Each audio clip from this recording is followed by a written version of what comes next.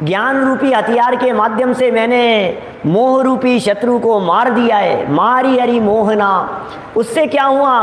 प्रगट्यो रूप स्वरूप जो अनुपम सोहना। अरे मोह रूपी शत्रु को मार देने से मेरे अंदर में कुछ चैतन्य स्वरूप प्रकट हो गया है, सुशोभित हो गया है। मैं तो चैतन्य तत्व हूँ, मैं तो जीवत्व शक्ति से जीने वाला तत्व हूँ, मैं देह नहीं हूँ, मैं तो देह से भिन्न एक ज्ञायक आत्म तत्व हूँ। प्रगट्यो रूप स्वरूप जो अनुपम सोहना। और सुनो, तुम बचाने की चेष्टाएं मत करो। लगता है अब मेरा आयु का अंतिम समय आ गया है। यहाँ पर जय को अंत, यहाँ पर जय को अंत सुनिश्चित जानना। और चले बनारसी दास फिर नहीं आवना। क्या तो चले, अब नहीं आएंगे लौट करके, अब नहीं आएंगे दोबारा यहाँ। क्या खत्म हो गया है, जीवन हमारा पूरा हो गया है। आपका और हमारा साथ इतना ही था। इष्टोपदेश ग्रंथ में कहते हैं पूज्यपाद आचार्य देव, अरे अरे भैया, अलग अलग स्थानों से आकर के पक्षी एक पेड़ के ऊपर रुके हैं, रात्रि भर विश्राम किए हैं, प्रातःकाल होते ही सबको अपनी अपनी दिशाओं में उड़ जाना है।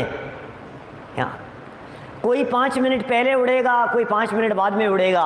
हमारा समय आ गया है, अब हम यहाँ से जा रहे हैं। अंदर में मोह का परिणाम नहीं है, अंदर में राग का परिणाम नहीं है, अंदर में देह के प्रति आसक्ति टूट गई है।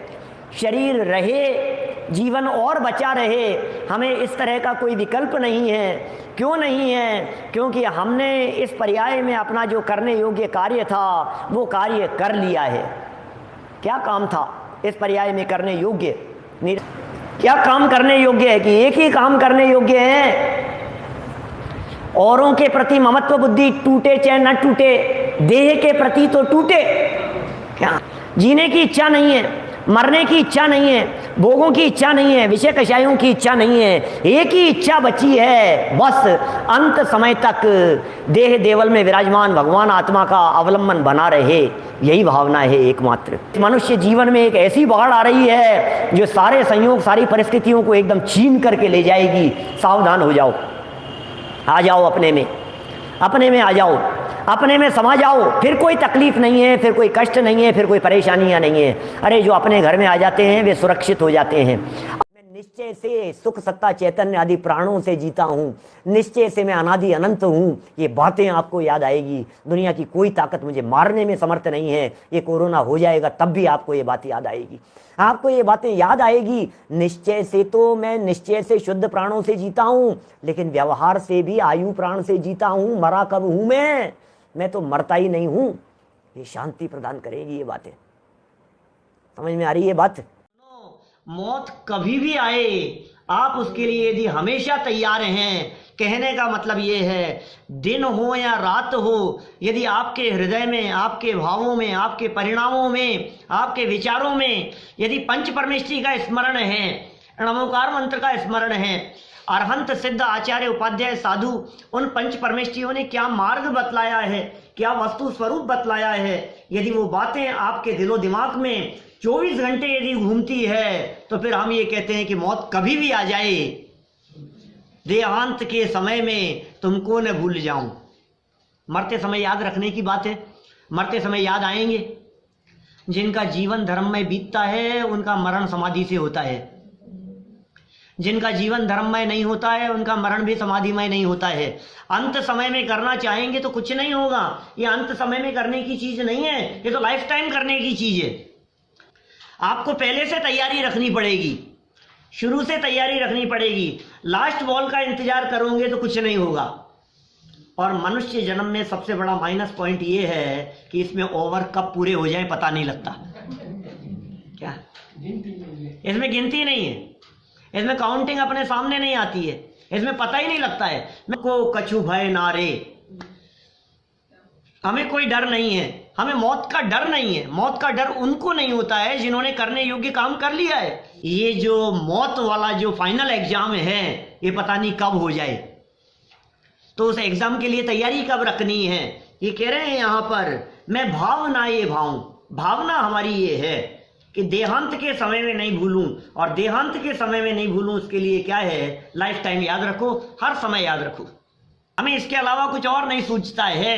अरहंत भगवान दिखते हैं, सिद्ध दिखते हैं, साधु दिखते हैं, इनके अलावा और कुछ नहीं। एक ही रटन है हमारे दिमाग में, तो परमात्मा के स्वरूप का विचार। दो बातें कह दी, या तो आत्मा के स्वरूप का विचार या परमात्मा के स्वरूप का विचार। दो के अलावा तीसरा कोई शरण नहीं है, दो ही शरण है। निश्चय शरण आपको आप, और व्यवहारे परमेष्ठी जाप। शुद्धा तम अरु पंच गुरु, जग में शरणा दोए। दो शरण है। जब आप आत्मा में अपनापन करते हैं, जब आप अपने में अपनापन करते हैं, जब आप अपने स्वरूप के बारे में विचार और चिंतन करते हैं कि मैं देह नहीं हूं, मैं देह से भिन्न एक चैतन्य तत्व हूं, एक ज्ञायक तत्व हूं, एक जाननहार तत्व जो इस देह देवालय में बैठा हुआ है, वो एक अलग तत्व है। वो शरीर को छूता भी नहीं है। देह विनाशिक है, इसका विनाश होगा, ये रह जाएगी, ये पड़ी रह जाएगी, और एक अमर तत्व जो अंदर में मौजूद है, जो मेरा स्वरूप है, मैं निकल करके कहीं और चला जाऊंगा। मरती तो देह भी नहीं है और आत्मा भी नहीं है। कौन मरता है? शरीर मरता है कि आत्मा मरता है? दोनों नहीं मरते हैं। बात मरने का नहीं है, बात तो ये है कि मैं देह नहीं हूं, मैं अपने जीवन को सफल बनाऊं। क्या मौत को नहीं? आप तो जीवन सफल बनाने की कोशिश करो, मौत तो अपने आप सफल हो जाएगी। क्या मौत को सफल बनाने की चेष्टा में वर्तमान जीवन को मत बिगाड़ो। जीवन जिनका अच्छा होता है, मौत उनकी नियम से अच्छी ही हुआ करती है।